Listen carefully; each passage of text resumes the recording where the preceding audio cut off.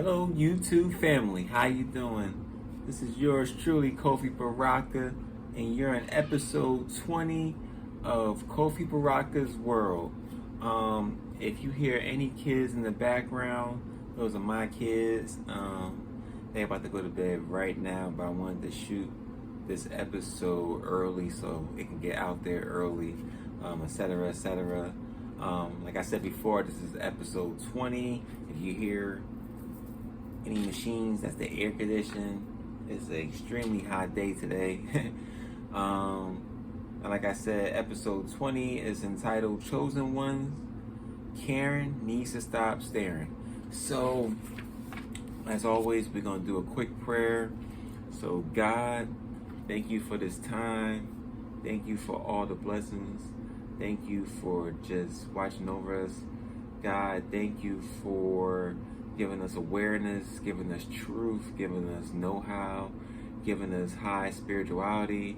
Thank you for our high divinity as well. And thank you for the grace you give us, mercy you give us, and also just many chances in terms of just being a better person every day. We love you with all our hearts and might. Amen. Ra, Ashe, Ashe, and Ashe. God's first.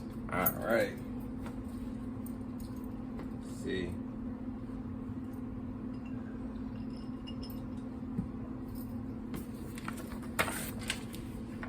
Okay, so I wanted to have another good episode, something more current event. So we're going to talk about Karens today.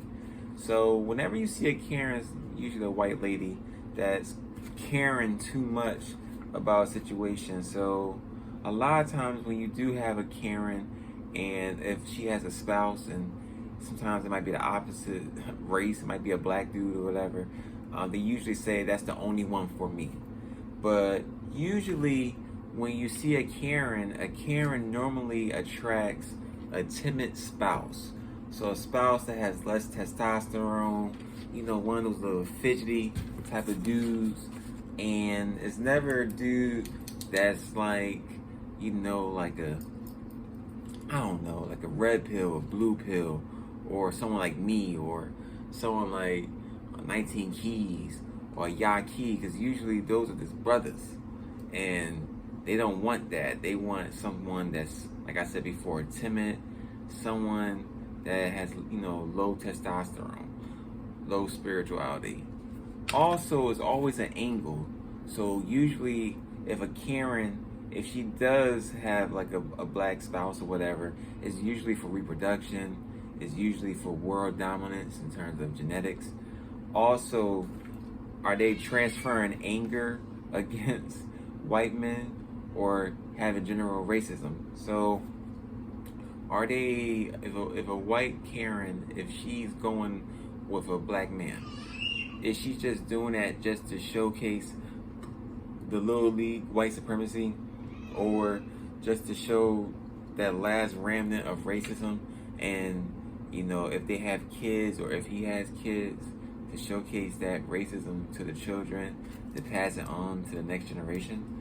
Also, are they for the wrong reason pulling down your vibration? So are they pulling the vibration down of the family on purpose? Are they showing up on places on purpose just to say they have a black card, or just to say I brought this vibration down at this function? And you gotta think, we don't have that many functions every so often, so to bring one down, that's a fleet within itself. And like I said before, expressing racism in different ways for the future generations. So like C, basically E's the same thing. Are you showcasing it to the grandchildren? Are you showcasing it to the great-grandchildren? Are you showcasing it to the neighbors? Because the neighborhood went from white to black. And a next point would be, basically we're going from 3D to 5D. So everyone, sometimes you're going to have people that stay in 3D, they're not going to be in 5D. So are we going to have more mixed race relationships, or are they going to be the opposite? Are they going to start ending? Or are people going to go from, black, black, white, white, Spanish, Spanish, Asian, Asian, whatever? Also, Karens, in actuality, they want a 5D person, but they can't communicate properly under the white supremacy mindset.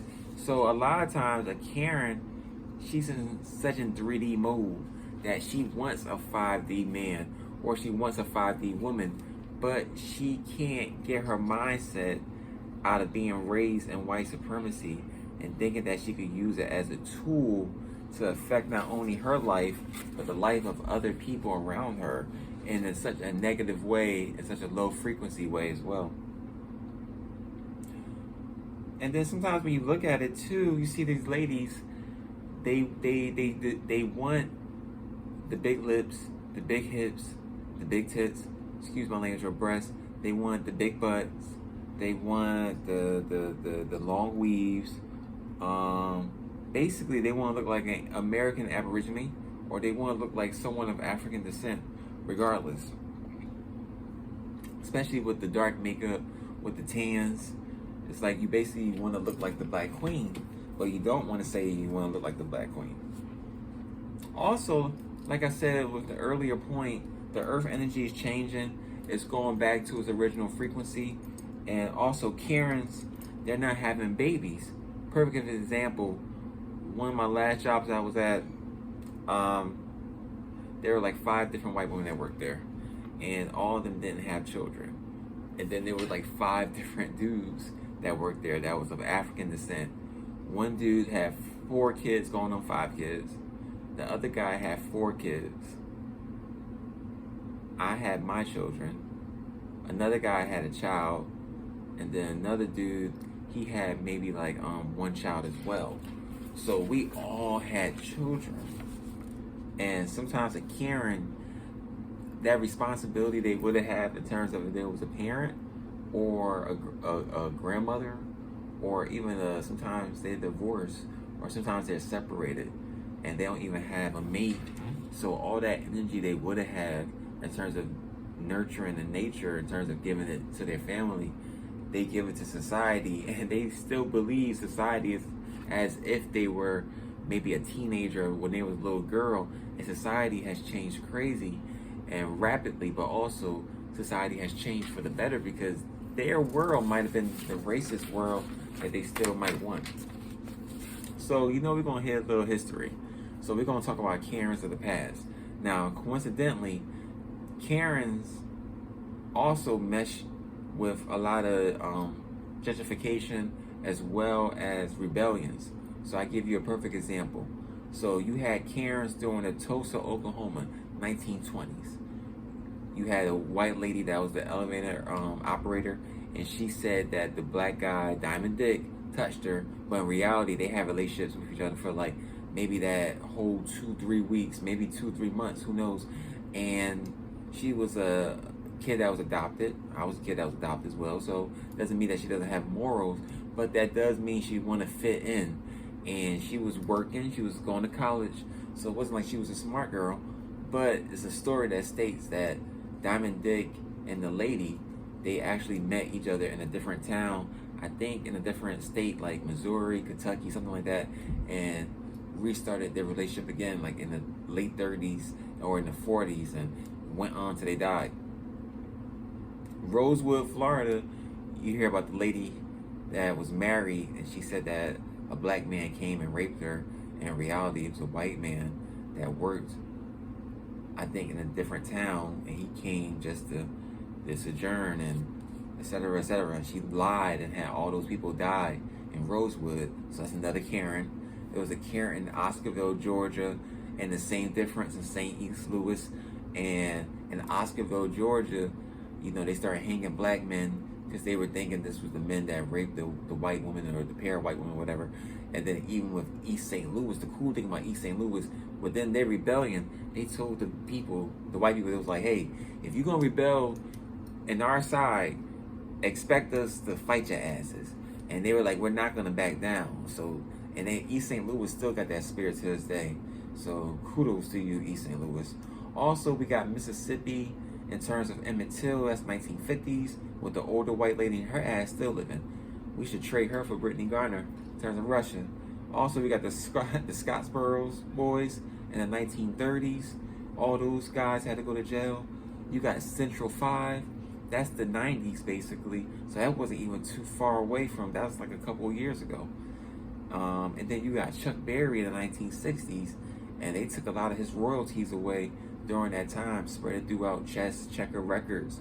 So, but they got him on a bunch of Karens, young Karens. So here's my solution. Real simple. Focus on your life.